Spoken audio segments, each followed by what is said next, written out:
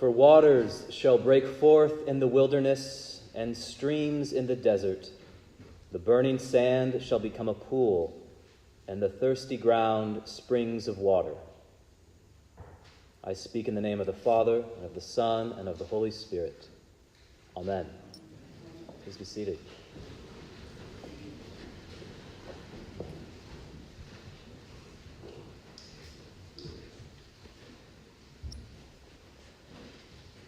I would love to live like a river flows, carried by the surprise of its own unfolding.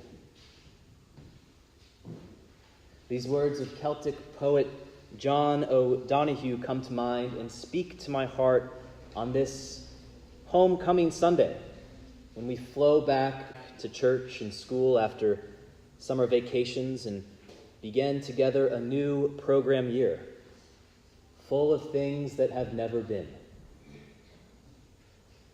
I would love to live like a river flows, carried by the surprise of its own unfolding. These words also resonate with this morning's gospel, which preserves one of the few original Aramaic words of Jesus. Although I like to think that Jesus was a good Episcopalian who spoke English and read his Book of Common Prayer, he most certainly was not. He probably knew some Greek and some Hebrew, and most scholars agree that he definitely spoke Aramaic. And in today's gospel, we get to hear the actual word that Jesus spoke after he laid his hands on the head of a deaf and mute man, looked up into heaven, and sighed, and then said, "Ephphatha, be opened." And immediately the man's ears were opened, his tongue released, and he spoke plainly. I remember reading this gospel 6 years ago in San Rafael on the day we launched a collaborative youth ministry shared among 5 Episcopal parishes in Marin County. It was called the Marin Episcopal Youth Group.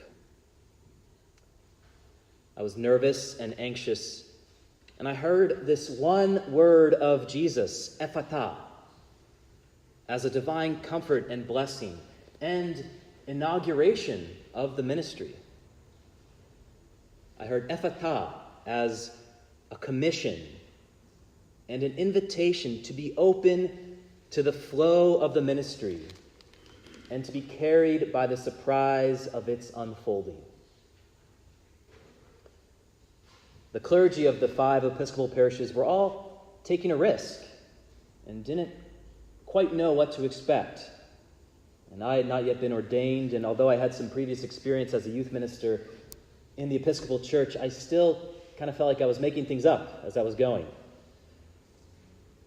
We all were invited to trust that Christ was laying his hands on us, looking up into heaven, sighing, and saying, Ephphatha,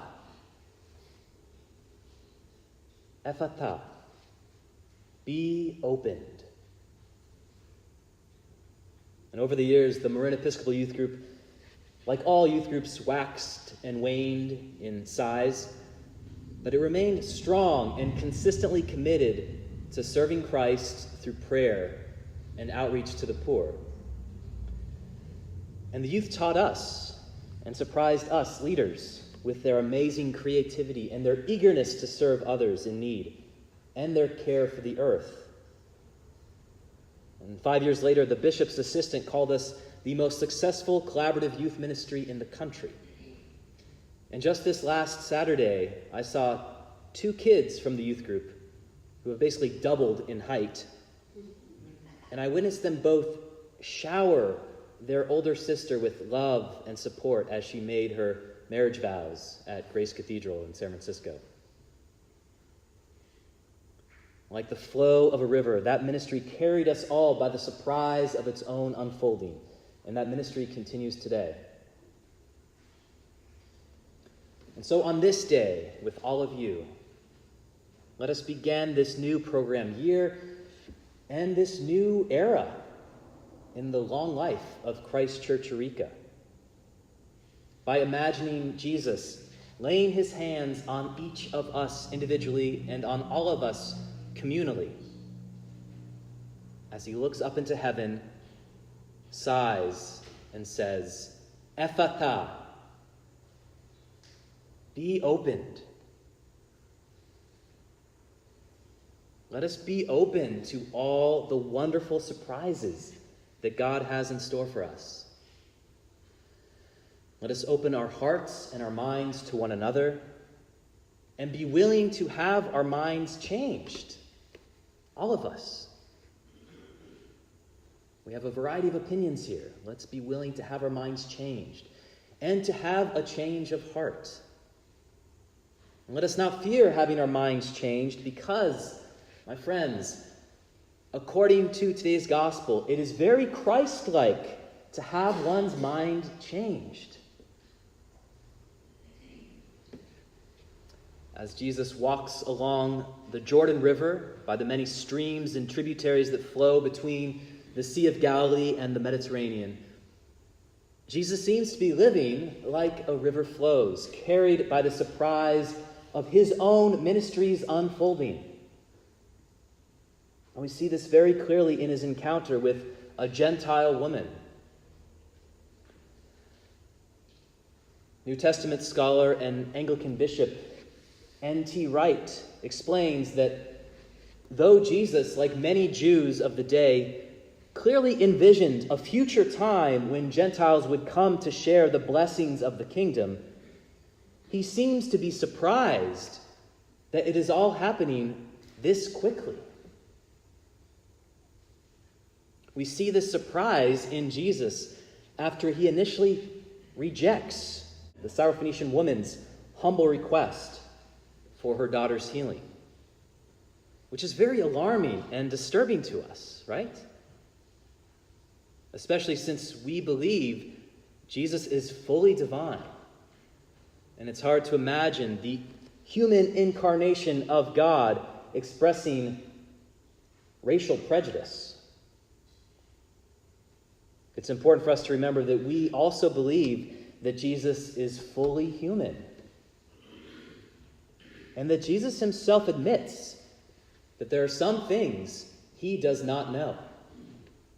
Matthew 24, verse 36, he says there are some things he does not know. And St. Luke describes Jesus growing in wisdom. And it appears that here in today's gospel is another case in which Jesus grows in wisdom by having his mind opened and changed.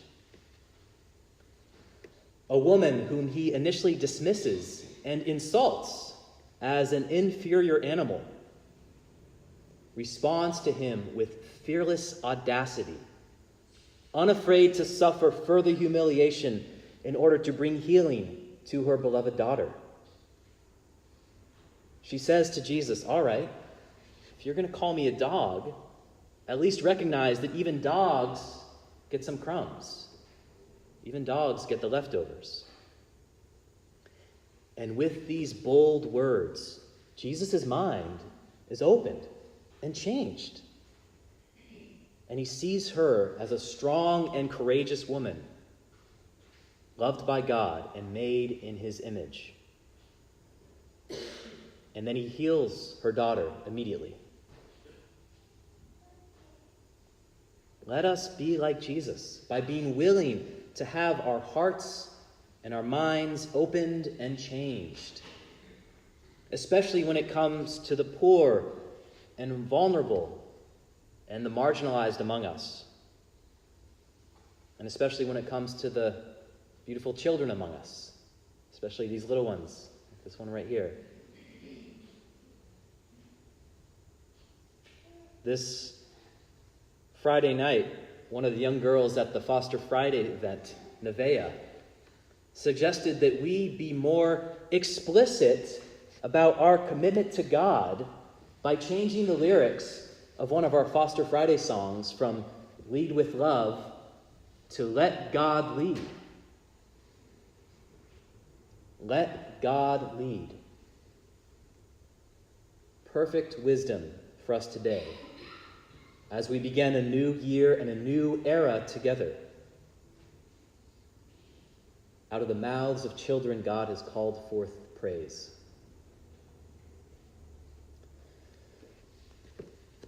I invite us also to be like the Syrophoenician woman, by boldly and persistently asking God for healing and wholeness in our individual lives and in the life of this community. Let us not be afraid to think outside the box and ask God boldly to do radical and astonishing work here among us at Christ Church Eureka. And then let us remain open and be opened, ephata, be open to all that God has in store for us. Let us as a community live like the river flows, carried by the surprise of its own unfolding. And let us never forget that our origin, our source, and our goal is always Jesus Christ, after whom our church is named, the Alpha and the Omega, the beginning and the end. Or as we might say here, due to our unique stained glass windows, which reverse the Greek letters, the Omega and the Alpha, the goal and the source, the destiny and the origin.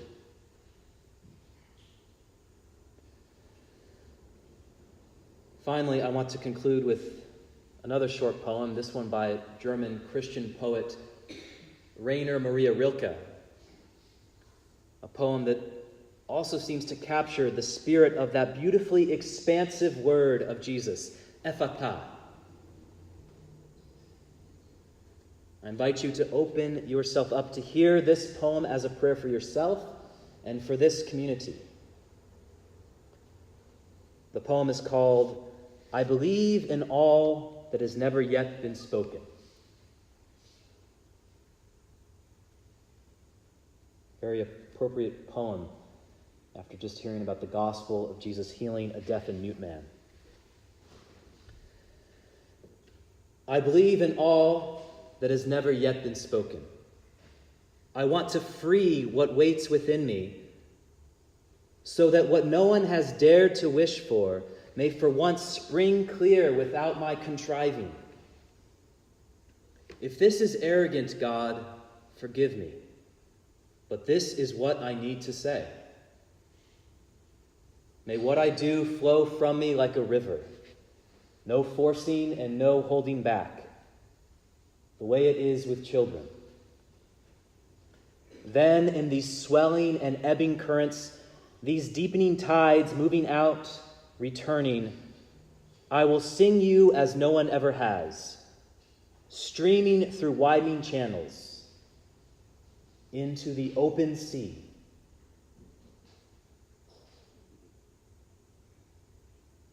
I'm going to read it one more time. I believe in all that has never yet been spoken. I want to free what waits within me, so that what no one has dared to wish for may for once spring clear without my contriving. If this is arrogant, God, forgive me, but this is what I need to say. May what I do flow from me like a river, no forcing and no holding back, the way it is with children. Then in these swelling and ebbing currents, these deepening tides moving out, returning, I will sing you as no one ever has, streaming through widening channels into the open sea. Ephata, ephata, be opened.